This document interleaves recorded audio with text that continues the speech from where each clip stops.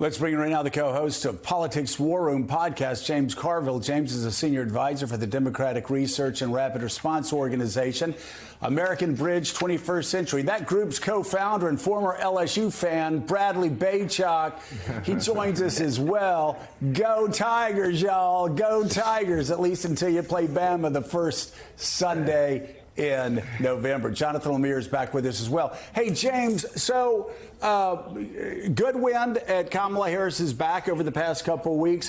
What would you have them do over the next week in Chicago to keep that momentum going into September? Quick point, but you're talking about the United States and how strong we are. Remember the Olympics. How great we are. We ran away with everything. And remember, Joe Biden inherited a rising high crime country.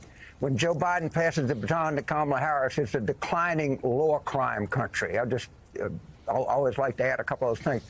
I think the main thing that the vice president has to do in this convention is tell people who she is. People really don't know her that well, and this is an opportunity to fill a lot of that in, and I think they'll be able to do that. I think that's mission number one here, is put some substance and a biography behind our nominee.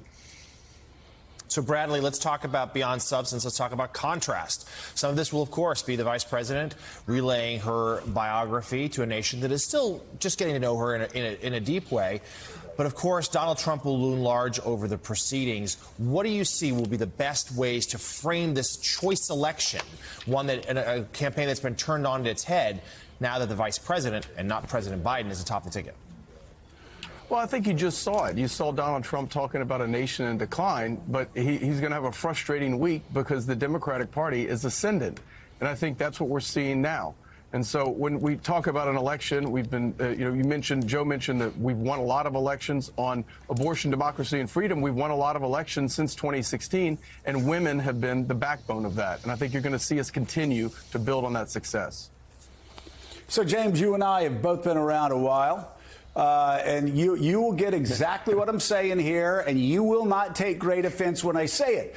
But back when I was a Republican, and you would have Democrats wringing their hands, oh, America this and America that, oh, we should be so ashamed of ourselves, oh, this, that. You know, as a Republican, I'd sit there and go, man, this just is not going to be a hard campaign. As I've gotten older, the shoe's now on the other foot. You got Democrats talking about how great America is. And you have Donald Trump, who, while he was running against Hillary, was talking about, you know, what a horrible country this was. Then what was his inaugural address? What was it? I forget what he said. Sick nation, whatever. And now he's going back to that nation in decline. Like I said at the beginning, I don't care if you're a Republican, a Democrat, an independent. Most Americans love their country and are proud of who we are, what we've been, and how we're striving to be a more perfect union. So talk about how our politics have been turned on our head and whether you think there's any chance that this negativity, just bashing America, is ever going to work with independent and swing voters. Well, Joe, you know this and I know this. There's a certain element of Democrat that just is always mad. And how can you be laughing when there's injustice and poverty in the world? What are you doing cracking jokes? Okay, I know that. I mean, it's never going to be a world where you'll have that.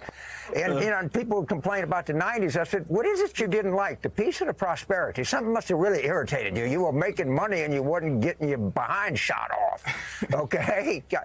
And so, yeah, the Republicans are a little bit better at selling because there is a sliver, maybe 15% of the Democratic Party that says you can't laugh, you can't have a good time until every piece of social justice is eradicated from the face of the earth. And that's a terrible way to go through life. But some people choose to do it.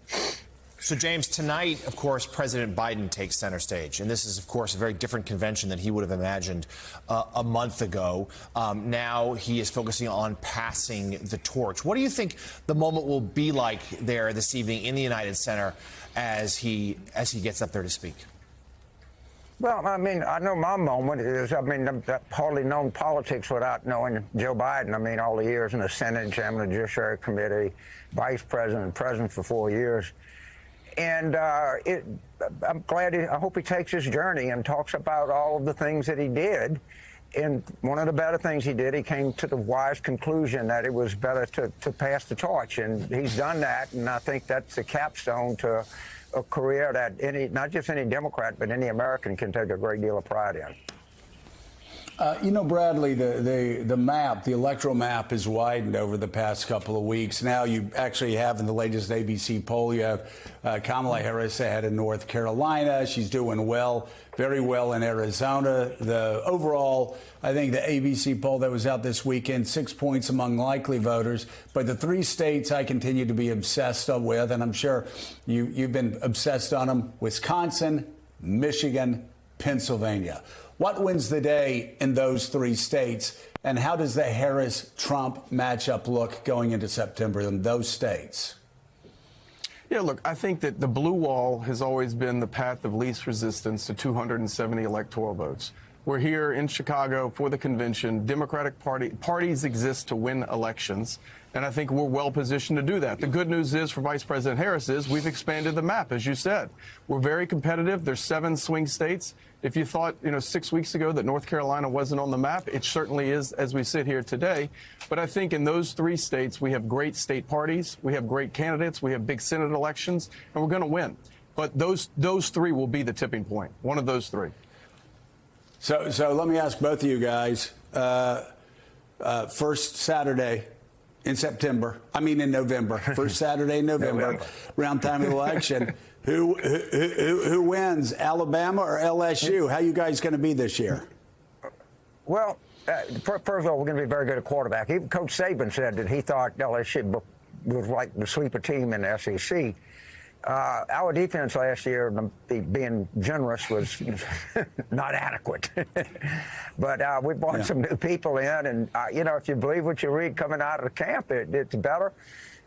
Look, Alabama's probably is the greatest football program in modern college football. I don't think anybody could debate that. And we always love playing him. We always love playing in Alabama, and I can't wait. I'm excited, man. It's always an incredible game. Bradley? We're going to be great this year. Yeah, absolutely. Okay. You went from good to great in 2 seconds. I love it. Roll Tide, go Tigers. Democratic strategist James Carville and co-founder of American Bridge 21st Century, Bradley Baycock, thank you so much. And coming up on more.